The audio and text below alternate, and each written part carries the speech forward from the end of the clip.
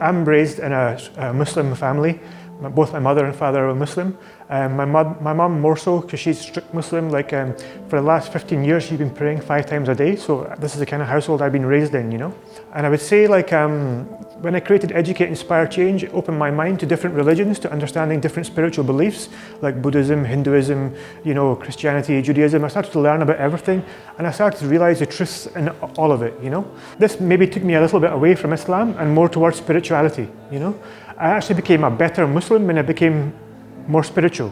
Because when I was a Muslim, I was still drinking, I was still smoking, I was still, you know, going out and sleeping with girls and doing things you're not meant to do in the religion of Islam. But when I became more spiritual, I started to become more aware of my health, more aware of how I'm conducting myself. So it's strange how that worked, you know. It's interesting because I went from being religious to being almost atheist.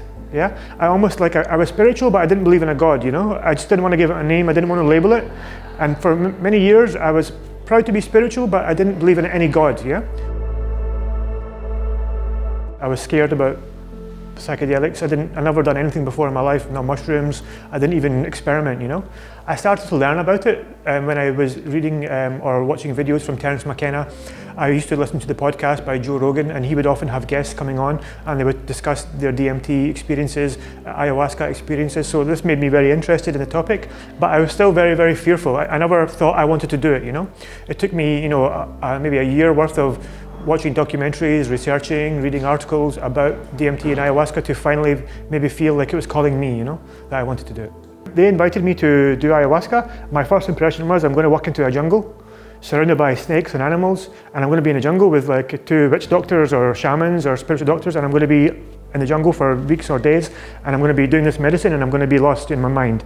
So this is my impression. I was very fearful of this experience. So there's a lot of fear around this, a lot of lack of knowledge, lack of understanding, you know, and this is one of the reasons why I'm so passionate about doing this, because after having my journey, I understand that most people are in my situation, you know. Most people in America or UK or the West have the same fear-based understanding of psychedelics or plant medicine. One of my purposes is to try to educate people, to make them understand the beauty of the medicine. I can honestly say I never felt safer than when I was in the experience of ayahuasca. I felt so safe. So this is kind of one of the things I want to get across, you know, as the feeling of love and safety that you have when you're doing this amazing medicine. Doing plant medicine, doing psychedelics almost gave me a U-turn. So I now had these almost spiritual experiences where I had these strong, intense feelings of love, where I felt connected to a really higher source or higher power, and it almost put me back in touch with, if you want to call it God or energy or source, whatever you want to call it, it put me in touch with this. So it's almost like I became religious again, but now in a different way. You know, I have a belief in a greater energy. I think God is an energy, and I feel like that energy lives in all of us, and it's everywhere all around us. And this is what plant medicine has kind of helped me to see and feel. All we can do is have a feeling and live our truth. That's what I believe.